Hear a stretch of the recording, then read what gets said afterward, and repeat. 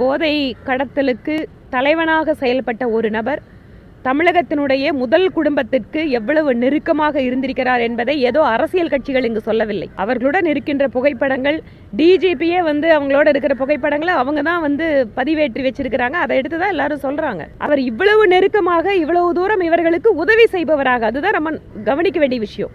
அதனால் தான் சொல்கிறோம், முதலமைச்சர் இதற்கு விளக்கம் அளிக்க வேண்டும் என பாரதிய ஜனதா கட்சி தொடர்ந்து கேட்டுக்கொண்டிருக்கிறது. தமிழகம் அதிகமாக பெண்களுக்கு எதிரான குற்றம் நடக்கின்ற மாநிலமாக மாறிக்கொண்டிருக்கிறது.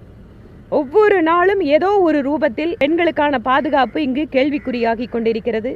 இந்த போதையின் காரணமாக நீங்கள் ஒவ்வொரு நாளும் டாஸ்மாக் இருக்கக்கூடிய அந்த போதைக்காகவே பெண்கள் இங்கே பல பேர் பாதிக்கப்பட்டு இருக்காங்க. தமிழகம் என்பது இப்போது போதை கலாச்சாரத்திற்கு, பெண்களுக்கு எதிரான குற்றங்களுக்கான மாநிலமாக சிறிது சிறிதாக மாறிக்கொண்டு வருகிறது.